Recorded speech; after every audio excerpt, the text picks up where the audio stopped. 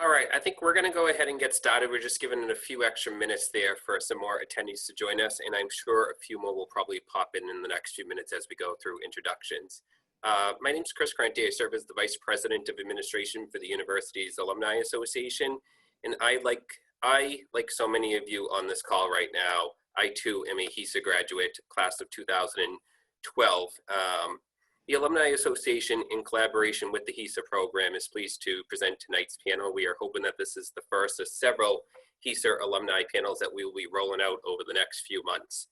I just want to thank all of those alumni and friends of the university who are able to join us tonight. I want to send a special thank you to all of our alumni panelists for giving up their time and talents to join us tonight to present this conversation. And then I just want to say that I recognize that for many folks, this might be the first opportunity you've had to participate in an event that has been sponsored by your alumni association. And we just hope that it's the first of many events forthcoming. Hopefully we will see all of you, whether virtually or on campus soon. I know that's kind of foreshadowing tonight's conversation, but whether virtually or on campus, there's a lot of opportunities, a lot of programs and events that the Alumni Association plans throughout the year for our greater alumni population, for which all of you are members of, in addition to about 65,000 others.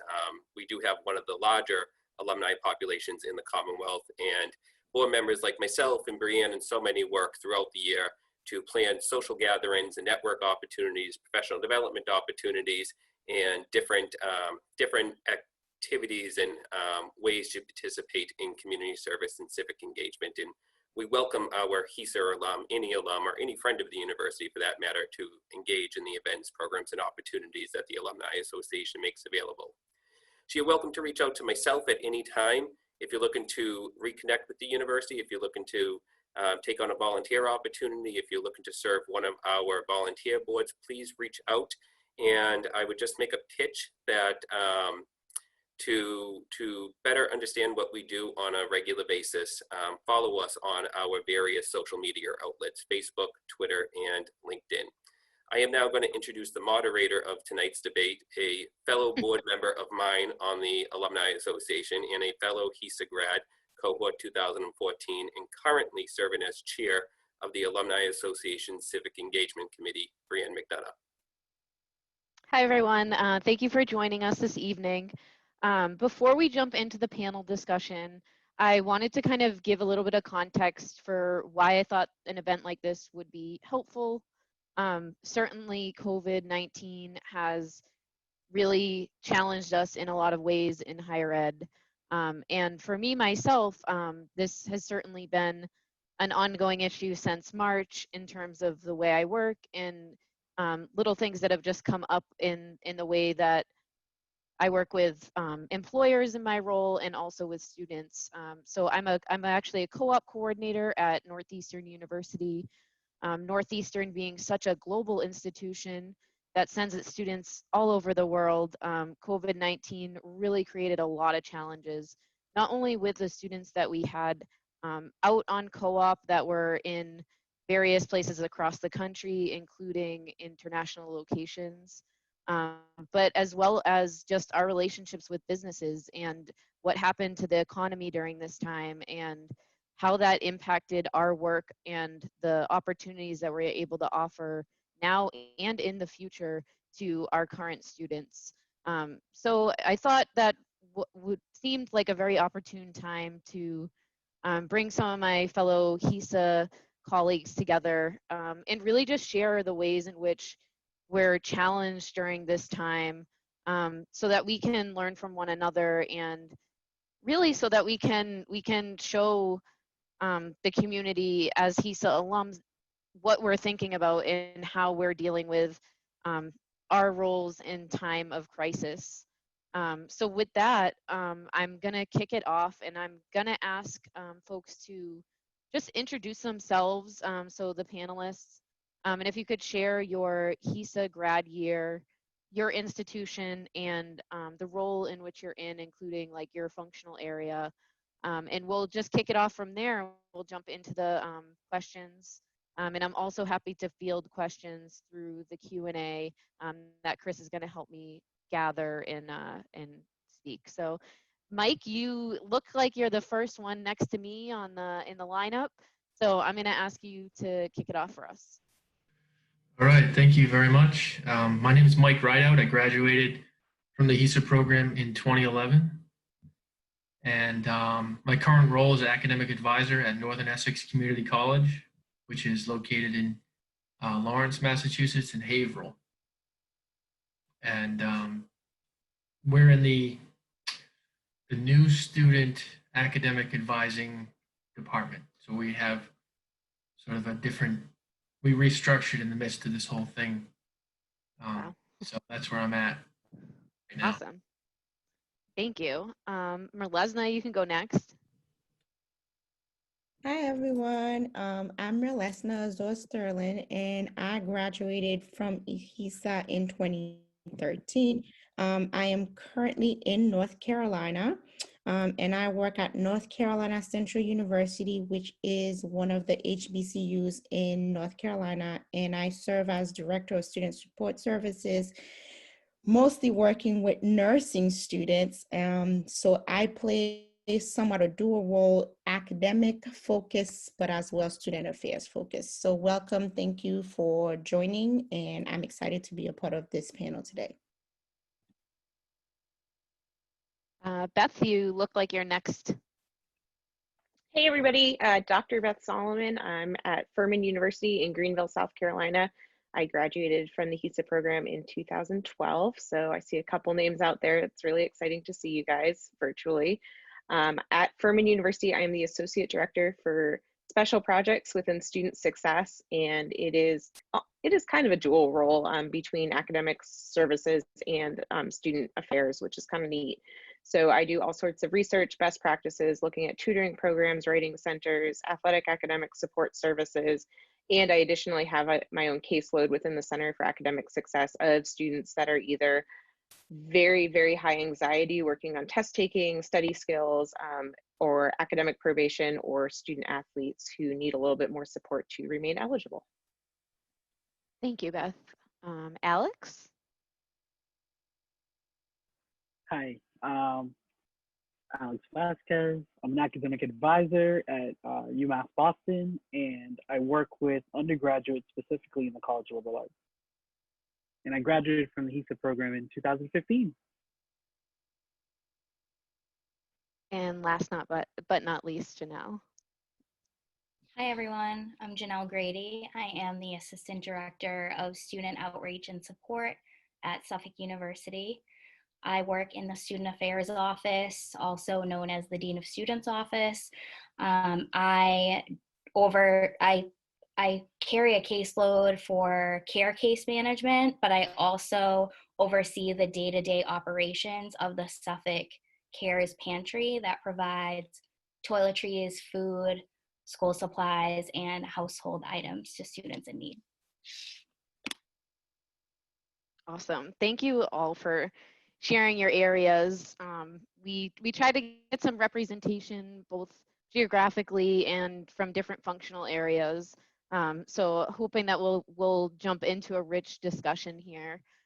Just wanted to add to, I should have mentioned this prior, that definitely don't feel obligated to answer every single question that I throw out there. Please just feel free to jump in if you feel particular calling to answer one question. And we'll kind of try to keep the conversation going along. But certainly try to chime in if you would like, by no way limiting voices here. So the first question, just to kind of kick it off, looking back to March, which seems like forever ago as time is very warped, how did COVID-19 impact your institution and your department?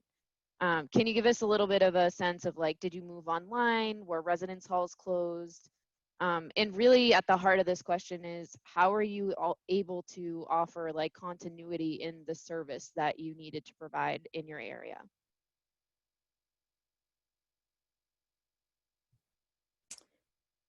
Okay, so I'll go. All right, so when it first happened, we had spring break extended for a week, which is pretty much what a lot of folks did. Then we went entirely online in a matter of less than a week. And for me, so remember how I said I work with nursing students, and I mean, it's a field that is pretty hands-on. So aside from students having to be in classes, they also have to be in labs, so which is their practice portion, and then they have to be in the hospital, which is their clinicals. And so to move what is a pretty hands-on field to online, I personally don't think we were prepared, but we did it.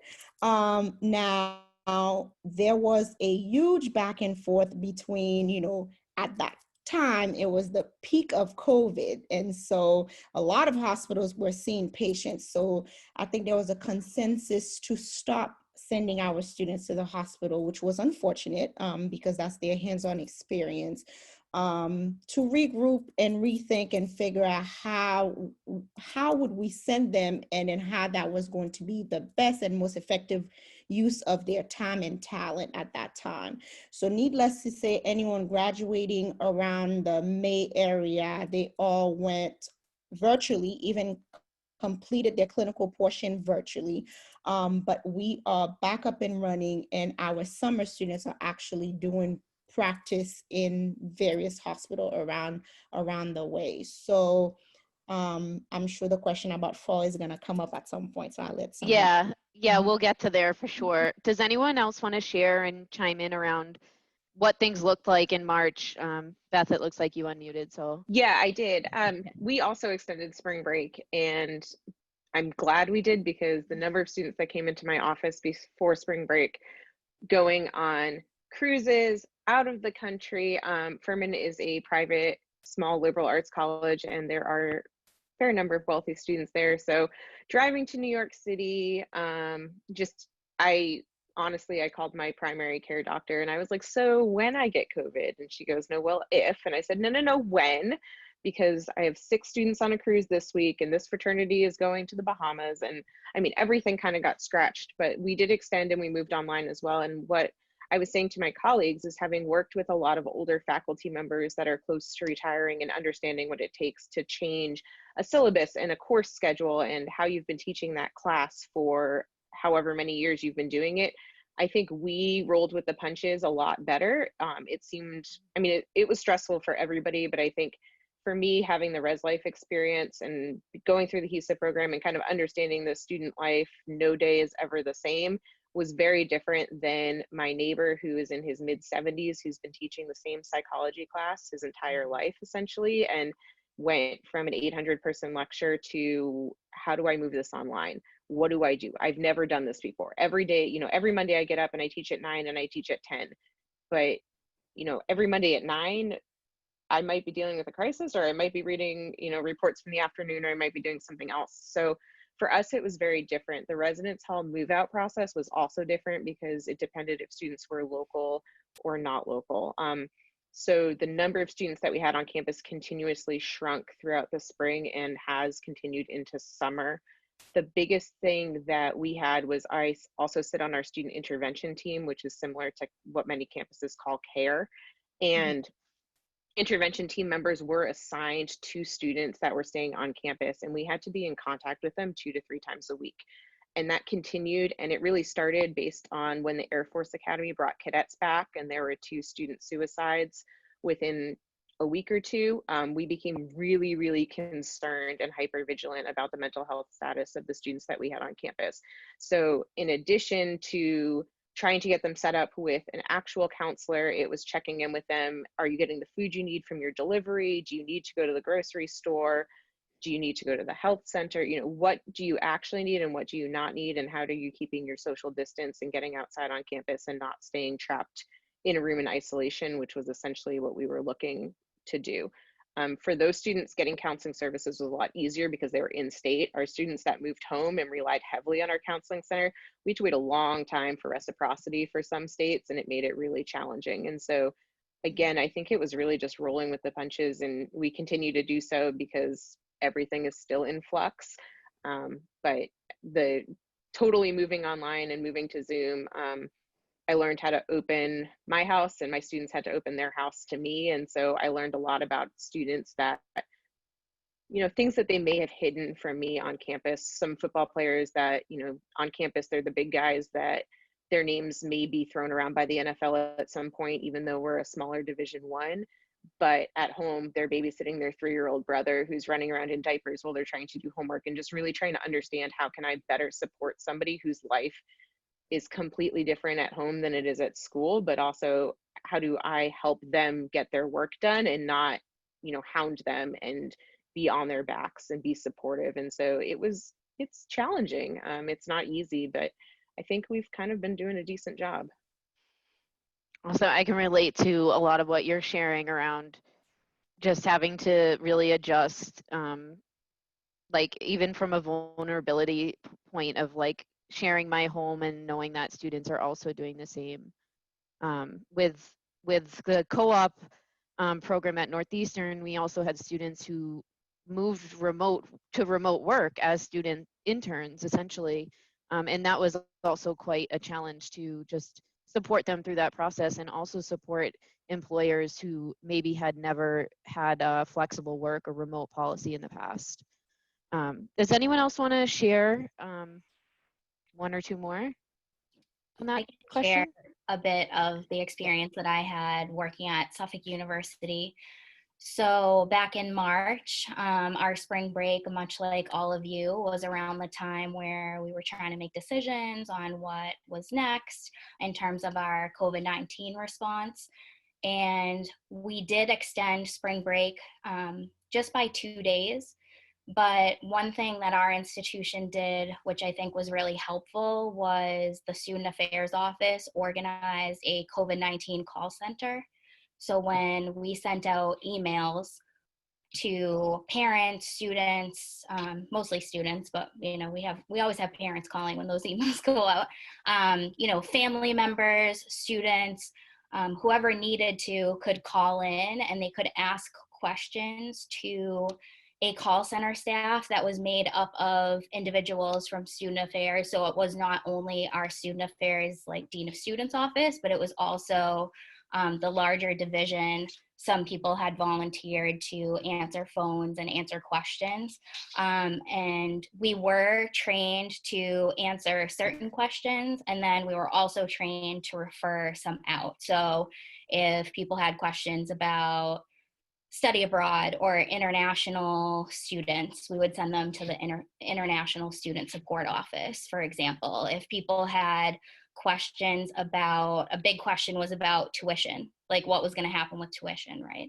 So we could provide them the information that, you know, that an email would be forthcoming from financial services, but it wasn't prepared at that moment, so that it took away some of the calls that financial services, for example, would get, or any particular department would get. So sometimes it was just reassuring them that some information is coming later in relation to your question, but not right at this moment. And we'll answer any questions that we can right now. One of the other things is, outside of like Suffolk Police and dining, I'm one of 10 essential staff members on the student affairs team. So we are now down to 7 because some have been furloughed. So that is definitely challenging because we have a limited number of people who can do essential operations. And one of those operations was packing up student rooms who could not come to get their items. So I was part of an essential staff team that went in sometime after spring break, and we packed up student belongings. And one of our residence halls was transitioned to a homeless shelter. So we packed up the belongings in that residence hall specifically to put them elsewhere in storage so that we could support the city of Boston and the needs of the city of Boston at that time. Thank you for sharing. Yeah, I think it's really, I do really like the ways in which our campus communities stepped up to get involved with like COVID support on a larger community-oriented scale, which I think is really important to also highlight amongst the challenges where institutions really really did open the community to people of need, whether it be people that were working in hospitals or people that needed isolation or shelter. That's a really good point that you brought up. So I'm going to move on to another question. So in terms of like thinking about your own role and your department, with everything going on with COVID-19, where do you anticipate gaps in the program or service to students? So for me, there's going to be ongoing challenges with placing students in co-op positions, with challenges around just maintaining the same level of co-op opportunities that we had with employers in the past. And that's certainly going to be a challenge that I anticipate will probably be a long-term impact, unfortunately. So are there other areas that you have in mind, or you anticipate that there'll be gaps like similar to this example?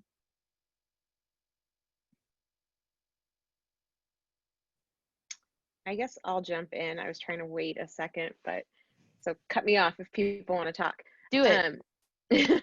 I think from the student success side, not having had students be in a traditional classroom for, oh gosh, months at this point, and for our new students that maybe, so I'll jump ahead a little bit. We've got 3 options for fall. You can live on campus and go to class in person. You can live off campus and go to class in person, or you can stay home and take classes online. I guarantee you there's going to be some change to all of those at some point, because that's the only thing that's constant.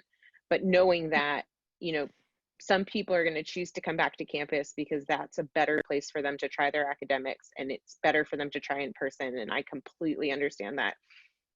Some of them have not been in actually none of them have been in a classroom since March 9th, 13th, somewhere around there.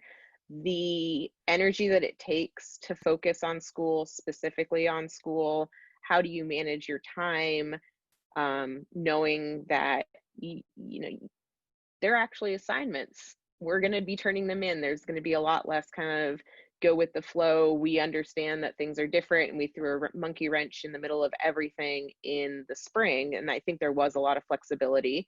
And I've heard there's been COVID curving to some classes and other things. And, you know, I completely understand it all, but for some students, being back in the classroom is going to be extremely difficult.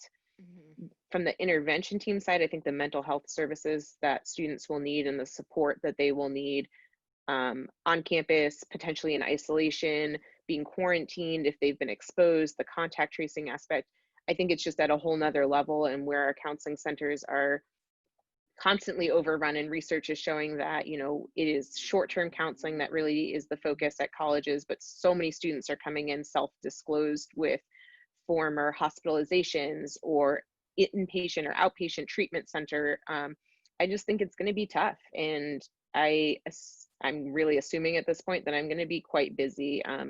Also, we did not academically suspend anybody, so there are more students on probation, and that means that they have to meet with somebody in the Center for Academic Success weekly. And where we were hoping to post another position, all of our hiring got frozen. So we are now, you know, essentially we're short what we thought we were going to be. And I think the need is going to be that much more. So I expect our intervention team meetings to last a little bit longer and more academic meetings on the books. Yeah, I wonder about like the spring too, and like for those classes that are prerequisites, like where we were so flexible in a lot of ways, which I completely understand. I thought that was necessary at the time, is, you know, for those students who are now going into the next course in that sequence, how prepared were they really after completing the prior course? I worry about that, like summer slide, but on a whole nother level almost. So does anyone want to chime in there? Mike? Yeah, thank you. So one of the ways we plan on adapting is, so we haven't been open since March 16th. And it's hard for us to achieve certain things at Northern Essex because we don't have very much funding. The state actually cut our funding by, I think it was 15%. So we had to actually lay off or encourage people to retire early. And So 10%, we had to lay off 10% of our personnel at the college. And so to give you some perspective, we gave away a lot of laptops to students before COVID came as just an initiative by the college to create access. And we, as staff members, if you didn't have your own machinery, so to speak, you were going to campus and pulling computers off of desks. And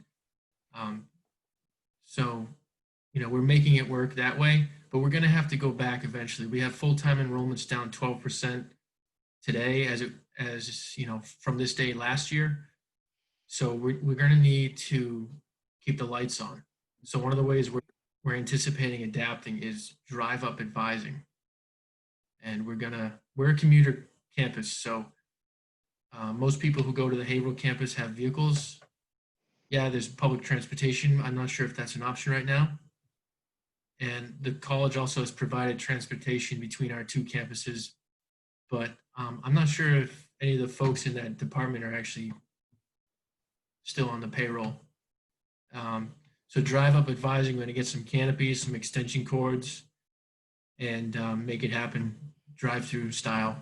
And I think if we can make that work, we can try to pad out the amount of credits we're missing.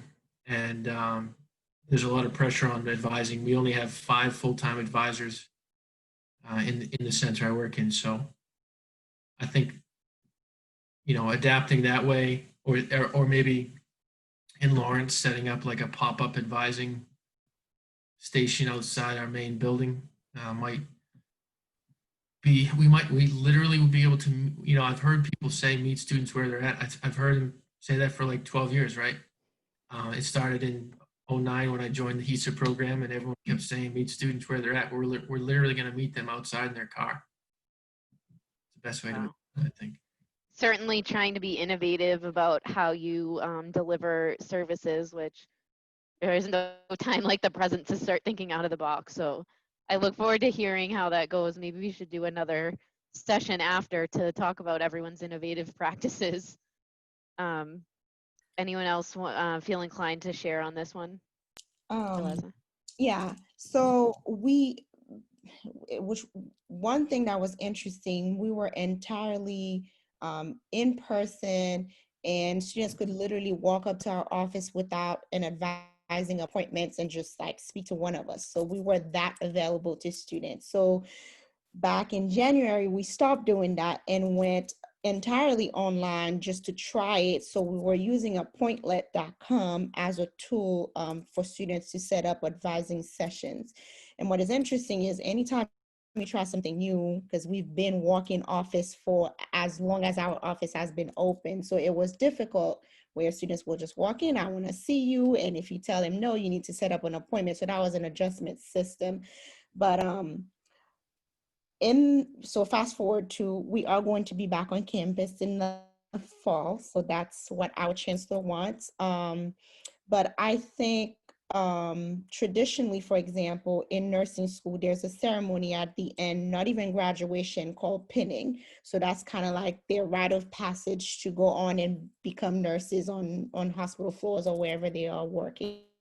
So we have not had any of those, I guess, significant milestone celebrations. So I think a lot of our students crave that. So we went back and we actually doing one tomorrow, but virtually. And so that would be interesting to see how things work out that way. So that would be a precursor to what are we going to do for November. So we have shortened our, well, I guess, yeah, that's what it is. We have shortened our academic calendar. So we are starting a week out. So August 24th, we're ending before Thanksgiving. We're adding Saturday classes in the mix. So that's I guess the innovative way of making sure that we still deliver to the best of our ability. But on a personal note, because I always like to say that, I believe that we are humans. And I think just like people have been mentioning, there has been budget cuts and budget freeze in North Carolina as well. So the workload is 10 times more, but we anticipating less staff. That is bound to happen, and we understand that. So even when I'm talking to other colleagues, I'm always cautious to not be like, oh, so excited about innovation, but take time to feel, because this is brand new for all of us, and take time to write down what didn't work, and figure out ways that we can work.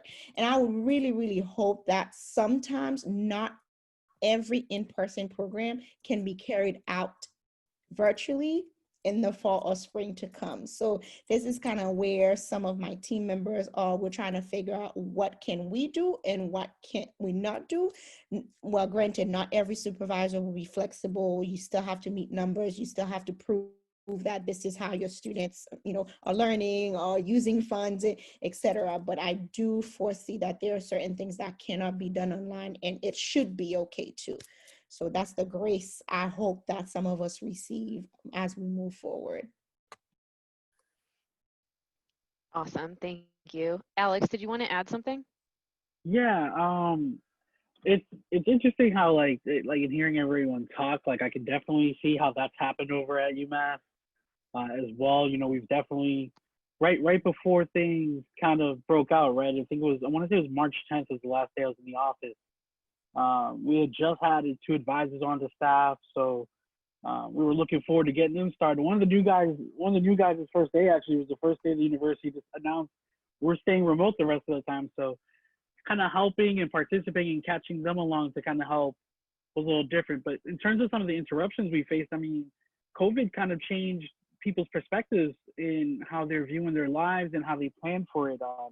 One of the things that our office had to deal with was we had someone suddenly kind of leave, just because their perspective on how life changed because of the virus outbreak, and how they had limited time with people and whatnot, which is admirable. But when you're on a team, and as many of you probably already know, like every person that you have one down is now you got to step in, and the students are still going to be expecting a certain amount of service. So there's pressure to deliver and to keep them always in mind, and making sure they feel supported, because I'm sure they miss the ability to be there with us in person.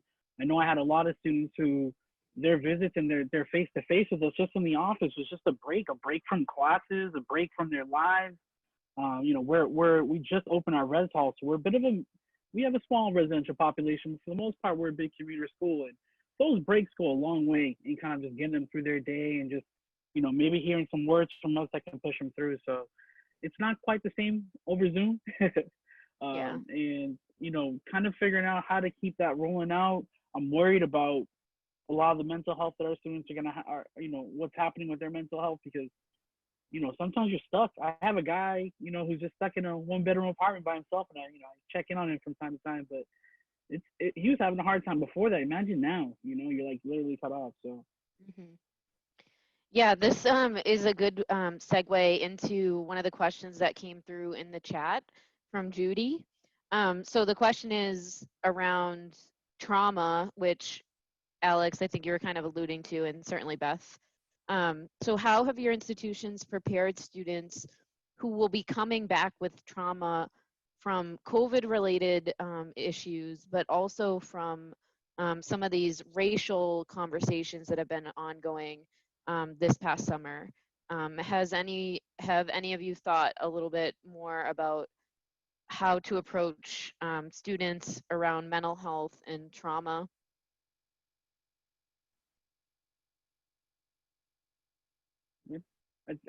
Go for it. I could say. So I know with our school we get about weekly COVID updates. Talk about sources that we offer. One of the big things that I really believe in, and even before all this, I was really pushing, was for students to use the counseling center on campus. They have more access now. There are more people on standby. That there's a phone number they can call. They can get connected to someone within days. Every time I open a call with a student, whether it's Zoom or we're using the phone or whatever method we're using, because we're flexible in that sense. The first question is, how are you doing? Just before we get into why ever they signed up, get a good call on how they're doing. And sometimes they'll say, wow, thank you for asking, thank you for taking the time to figure that out, and it's just that easy, because then they start opening about services, and next thing you know, we're getting them connected to the dean of students office, or we're getting in touch with the different offices, or we're looking to see what's, if we're at the CARES Act, if they're eligible for funds from the CARES Act. I think it's another, trying to meet all those needs that they have, and just kind of being more diligent to have, that cheat sheet of resources available as they check in with them. Yeah, that's definitely great points. I think one of the things that when you mentioned something around, just really listening really closely and making sure that you are referring to services. One of the things that came up in my role was we had some co-op students who were laid off from their employer in the midst of in March from a business standpoint, because the employer wasn't able to keep them on because the industry that they were in and then sort of the economic conditions. I went the extra step to figure out, are these students eligible for unemployment? And it actually turns out that a number of them were, which is something that we hadn't really had to address on a large scale before. And asking the question, how are you? I found that meeting with my students, there were many that I didn't even know where they were. Like, where are you now? Did you stay in Boston? I'm in New Jersey at my parents', or so I think it has been pretty disruptive. Does anyone want to share anything else on the trauma question, or I know we covered it probably. I was gonna say, I'm gonna circle actually to the second part of Judy's question a little bit, Sure. because being in the South, this is something that has been discussed and debated heavily. So I did my PhD at Clemson, and this is where I started to learn about there's a plantation on campus, and there were slaves who built the main campus building, and there is indentured servitude, and it is not as big at Furman, but there are definitely buildings that have been named after former slave owners, and we're trying to recognize why this is an issue. And we have had renamings, and we have brought a day for the first Black student who graduated, and we're bringing, we now have a diversity center and an amazing professional staff and inclusive communities and that office that are working together to try to bring us up to where, I think we should be. And I know that we're not there yet. I think we have all seen the generic emails that go out after anything bad happens, the form letter of like, we understand you're unhappy about the following, and this is what we're doing. And we've had that. It has taken it to a whole new level with students starting Black at Furman on Instagram, where they have shared individual stories and experiences about what it is like to be at a primarily white institution as a student of color. And some of them were very, very shocking, and departments have actually taken those stories, and the president has, and they are sharing them and saying, like, these are not okay. It doesn't matter that it happened 3 years ago. We need to find a way to get us back up to speed. But in my role, I think what's important is to acknowledge that as a white woman, I will not have those same experiences as the students that are not white, and even the students that are white, I don't have the same experiences as them, and I need to know where my limit is. And so I think back to like Deb's helping skills class, where you have to be able to, like, at least when we did it, it was like, let's practice drawing boundaries. And you have to really be able to say, like, I've reached my limit for what I'm able to help you with. And I think especially surrounding trauma, whether it's trauma because you were involved in an event, or your city was completely burnt during some of these protests, or you have a family member that has passed away, or you've got people that are sick, or you're on your own, there's only so much I can do that will actually help them before I can get them to professional help. And so for me, it's been really cognizant of A, taking care of myself so I know where that boundary is, and B, understanding where that boundary is and finding a really nice way to finesse it for some students who are very anti-counseling. And it's just look, I'm really great at helping and I'm really great at listening, but I can't help at the level that I think you need right now. And that's a really tough conversation. And I have found it to be especially challenging for men to hear that and to try to find a way to help them. I can't walk them to the counseling center. I can have the counseling center call them. But again, depends on what state they're in because of reciprocity. So it is just going to be a continued challenge if things are online. I know the counseling center is still doing televisits. They're not going back to in person right now because we're trying to cut as much in-person interaction out so we can try to have people in the classroom. And it's just going to be a challenge. So Judy, I appreciate you asking that. And I don't have an answer. I can just share that I think it's important to remember that we all are looking at the events of the world from different perspectives, and we just have to limit ourselves because not all of us have that training, and trauma is really, really deep and it's a lot to process. Yeah, your answer to this question kind of got me thinking along the lines of one of the questions I had already written down, which was thinking a little bit more about your own personal perspective and your own personal well-being. What are some of your own concerns that you anticipate, or you know, some of the own challenges that you have as an individual, and how are you using your role to advocate for yourself and your colleagues during this time? And as you feel comfortable sharing, I know you could probably approach this from many different angles. So I can speak to this a little bit. I think in higher education, we talk a lot about self-care. I don't know if a lot of student affairs practitioners practice self-care as much as we speak about it. I do think it's really important because, as we know, we can only truly take care of our students and support our students if we take care of ourselves. So, you know, one of the things is, in terms of my area, it's care cases had gone up in the spring by 25% from the previous year. So we already are anticipating that that 25% is going to increase even more in the fall semester. And one of the big things is, like, students are facing significant financial needs, which then brought a lot of students to visit the Suffolk Cares Pantry who may not have ever been to the pantry. And one of the things that an operation that did not close and did not stop was the Suffolk Cares Pantry. So it was really my responsibility to schedule not only myself, but other staff members on a rotation, so we weren't there. So any one person wasn't there too often, but also limiting the number of people who are in the space and properly using PPE, like making sure people had masks and gloves. And our operations completely changed because students could no longer really walk in, fill out a form on an iPad that they also touch to check in, and then take what they need. It became a whole new process. So one of the things was we set specific, like, pickup dates and times. We would be flexible with students if they couldn't come during that time, but we specifically made it during, like, an activities period when they didn't have any classes scheduled. We know some students are driving from a little bit further away, so we try to make it work. But I think in terms of that, we really have to think about, like, ourselves and check how we're feeling and make sure that we are in a place where we are going to be able to do our job and best support students, not only virtually, but also in person.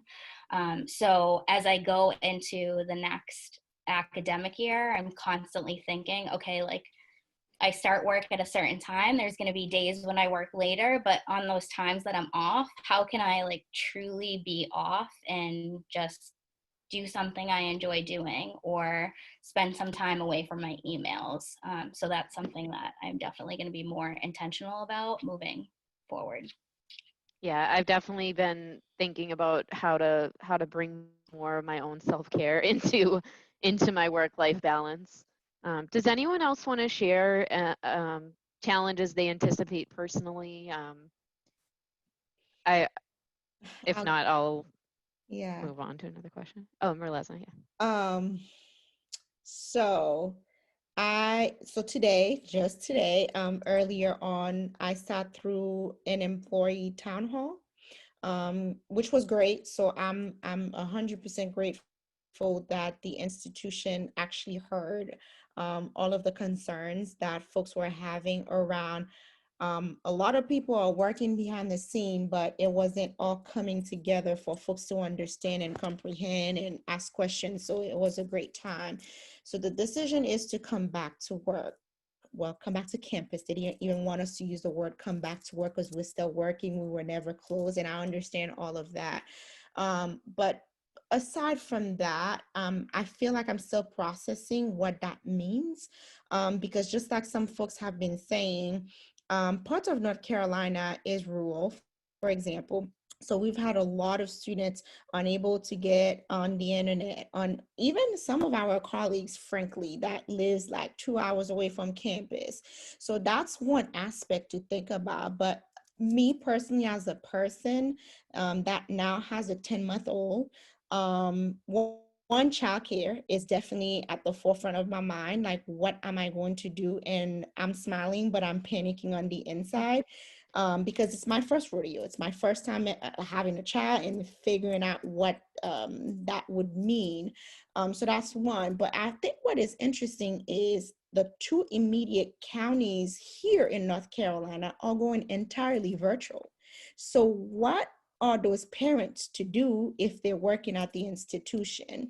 And I think what was the most challenging to hear, so for me, it was like a little like heartbreak, was yes, the chancellor wants us to be back on campus, fine, but there's no opportunity to really discuss it because you can't be in fear. You just have to do it. And to me, that was tough to hear because we're still processing. And guess what? The date to start back is August 4th. It's July 29th.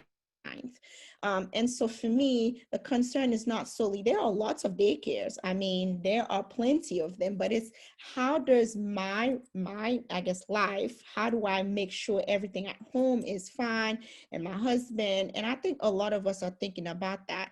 But most importantly, I hear from that town hall, they've, bought PPEs, we will get them, we'll get masks. If you have yours, bring them. But how do I make sure I don't expose anyone else in my household? Because quite frankly, some of us will be, okay to share that they have pre-existing conditions, and some of us might not want to share that we have pre-existing conditions. And so it's like, what is the line? What is the balance? Do you walk away? Do you not walk away? Yes, the goal is to always help students, and I'll be the first one to say I want to help them. I love them. I'm actually very happy to have some interaction with them, but it's really hard to put into perspective that I am a professional, but I also have a family. So how do you balance the two? Mm-hmm. Yeah. Yeah, I totally hear what you're saying. My partner is a live-on resident director. So for myself, I don't really have any choice with what the university chooses to do, but I'm along for the ride. And to me, it's important that the university takes every step to mitigate the risk for myself, but also for my partner who's living on in a residential life role where they'll need to be out and present with the community and potentially addressing things like people not wearing masks and gathering in large groups and having parties. So that's my personal fear, and I am using my partner to help advocate for herself, but I'm a little bit in a different situation because I'm just kind of here and at the subject to whatever the institution chooses. Does anyone else have anything they want to share? I think I'll probably do one or two more questions. Yeah, I got something. Yeah, please. So when you're having a Zoom meeting with students all day and your 3.5-year-old child comes in the room, you can't see it behind me, but this room has, he'll do this. He'll just hold this up. That is so grounding when you meet with a student who has a 10-month-old or a 5-year-old, and all of a sudden you have a connection with them because we're all sort of in this whole mess together. And personally, for me, with my family, I expressed concerns with my supervisor. I'm very lucky to have a supervisor as open and willing to communicate with us. And I said, it was in March, I said, I'm going to take some days off. I'm going to take a vacation, just out of the blue, because we were still going on to work. And she said, that's fine, because my son's daycare closed. Couldn't bring him anywhere. So that's one of the things we didn't learn in the HESA program. We learned about self-care, but also when you have an extension of yourself in a smaller form, how difficult that is to work around. He sits in here and he asks me all sorts of questions about classes, and he has a computer keyboard that he types on as I type on mine. I'm looking at spreadsheets all day. So from that respect, personally, it's been quite the experience. I'll miss it, to be honest with you. Thanks for sharing, both Mirlesna and Mike. I think it is important for us to acknowledge how our institutions are also impacting our personal lives, and finding ways to advocate for ourselves, whether that be able to have a conversation with our supervisor or in a town hall and really raise these questions to the larger community. I do think that is an important part of our roles, and certainly where we do have power in leadership positions to be able to advocate for ourselves, because you never know, to Mirlesna's point about, you don't know who can't disclose or isn't comfortable disclosing, that has the same concerns or very similar concerns. So I'm gonna move to just sort of the last question. Fall reopening. Some of you have shared already. But what does your fall reopening plan look like right now? And how are you dealing with the ambiguity of the fact that this may very well change, or it may change after we've gotten 2 or 3 months into it? Anyone want to take a stab at this one? Alex? Yeah, we're kind of lucky in the sense that we got an announcement pretty early on what our university is going to do for the fall. We're going to continue with an all semester remote work. What they're saying though is if things are improving, and Massachusetts has been in the news for all sorts of improvements lately. I don't know how long it's going to last with the weather and everything, but my guess is if there's going to be any change, if things improve, they're going to slowly start to integrate activities back on the campus again. But my personal thought process is we're probably just going to remain remote for the semester. And it's really the spring that, looking forward to the spring that I'm thinking of, because, with all the challenges that the fall brings, like as you guys know, the academic year moves quick. So once we enter October, like right away, we're thinking of the next semester over. So trying to continue and provide as much support as we can in the fall semester while we are remote, and then preparing for the eventual transition, I think is going to be an interesting challenge. Yeah, you make a really good point with, as soon as the fall hits, it's almost like we're planning for like January opening. Anyone else want to chime in there? Yeah, we're going to be online. 90% of our classes are online. The health programs are running on campus. Engineering programs are running on campus, but there was some talk about having staff go back to campus. But if we've been tracking everything we do, and we've done a pretty decent job communicating with a certain amount of students. And like I said, with leadership, they said you're doing a good thing, just keep doing it. If we do go back on campus, we actually won't be working with students unless it's just a drive up sort of activity. I know I already mentioned Furman's plan, but what I didn't mention is we're actually doing a staggered move-in. So our first year students will come first. So new and transfer students, followed by the seniors, followed by our sophomores and juniors. And that's just kind of in waves. The resident assistant staff will come back, ROTC cadets will come back, student athletes will come back all earlier.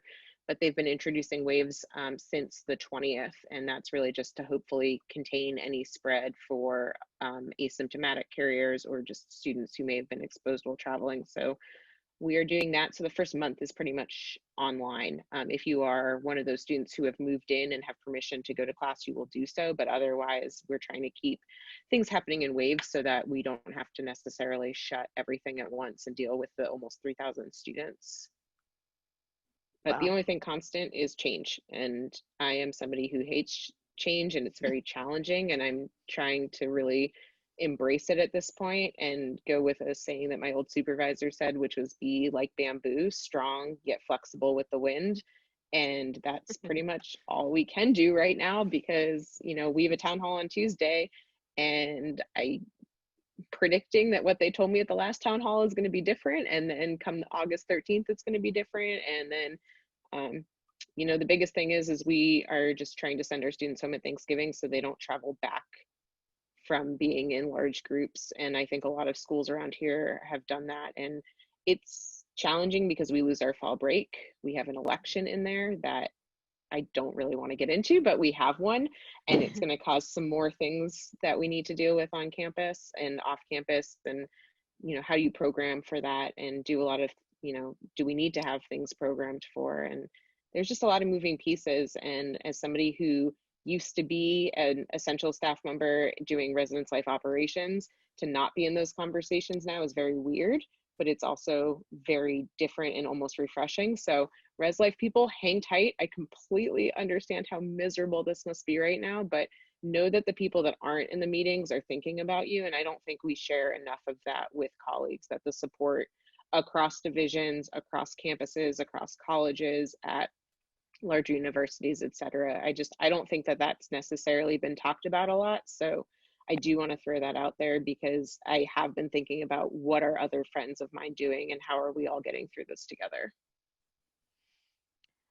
So in terms of, sorry, you can Oh, go ahead. go ahead, Brianne. I was just gonna comment on like what the plan for Suffolk is. So there are 4 types of classes that students will have. Some are high flex, so they can either attend on campus or online. Then there is online only classes. There are on-campus only classes, and there are hybrid classes, which is a mix of online and remote. We have received the directive as a division that we will begin reporting back to work August 10th, and every office in the Student Affairs Division will be open. We will be on a rotation. So every office is kind of evaluating what the best scenario for their needs are. So some, I think, offices might do staff in for a week at a time, and then a different group of staff members the next week. Whereas it seems my office is going more, we're trying to finalize everything right now, but it's going more in the direction of we'll have particular days that we're in the office. And I think a large part of that is the pantry. For me, it makes more sense to, for example, be in on Mondays and Wednesdays and have the pantry pickups on Mondays and Wednesdays during certain hours, and just keeping that consistent every week, so that we can best support the students who need access to food or school supplies, toiletries, basically anything that we offer. But I think, as everyone's been saying, you know, things change. So we're still trying to like finalize everything. But the last update that I had was August 10th would be the first day that staff is in the office. It's certainly going to be such an interesting semester for all of us. And I'm really just so pleased that we were all able to come together tonight, and even just to hear that other folks are really going through some of the same challenges, and being able to commiserate with everyone has been super helpful for me personally. And I hope that the participants also felt the same.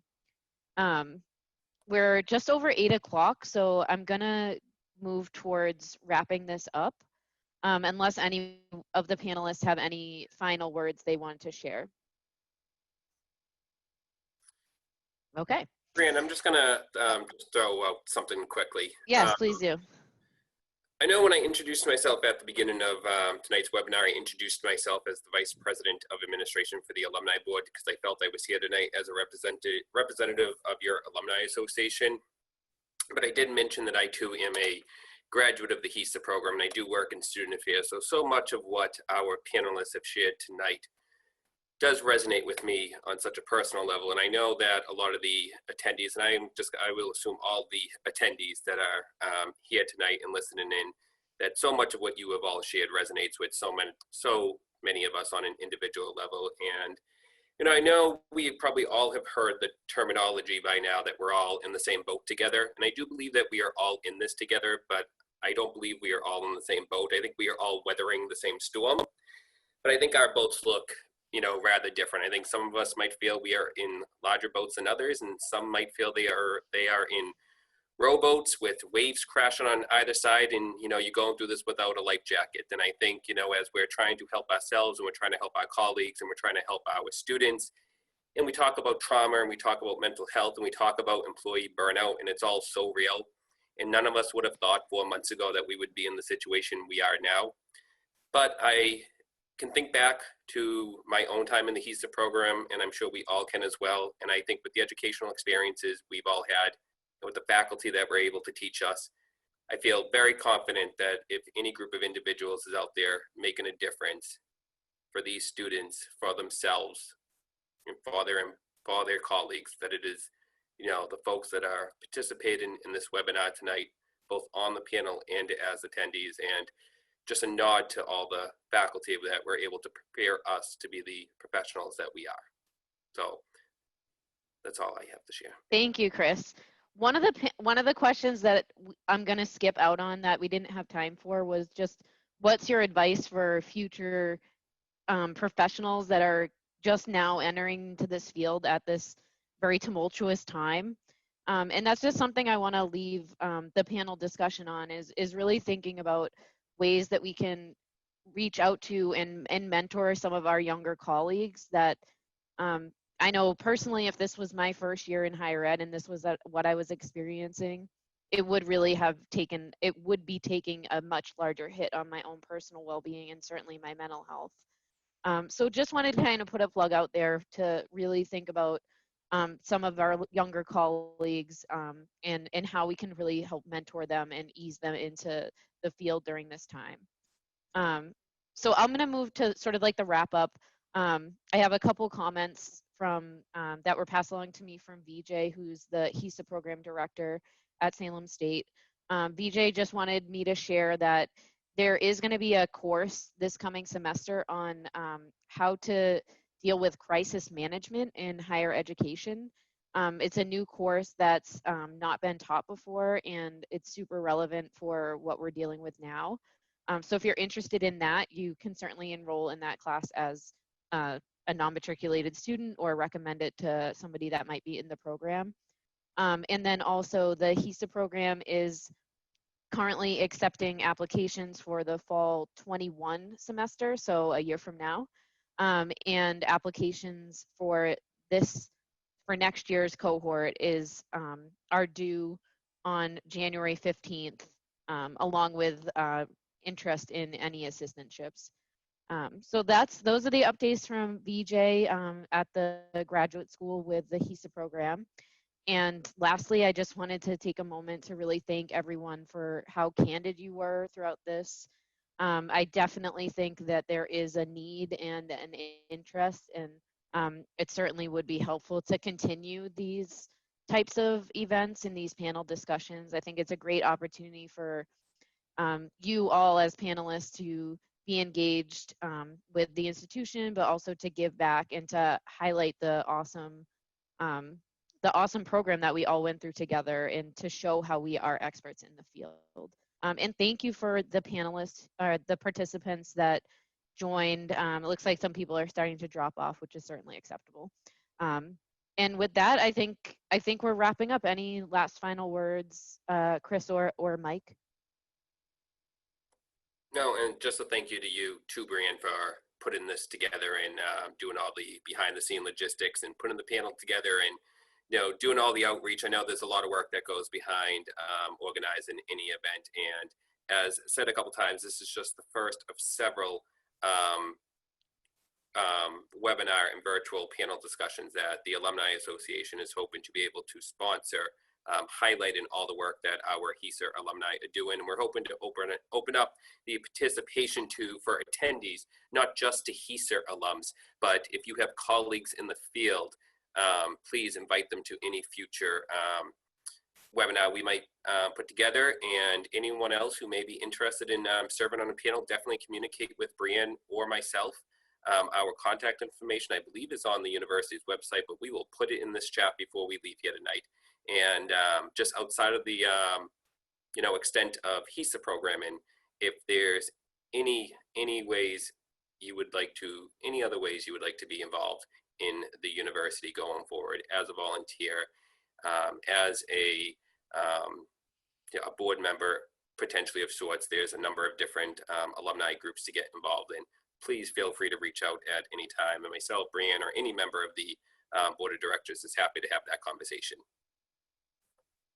Great, thank you. And with that, I think I'm going to close the session, and I look forward to engaging with everyone. And I really do wish everyone the best of luck with their fall reopening, whatever that may look like for them. Thank you very much. Thanks, Janelle. Thank you. Thank you.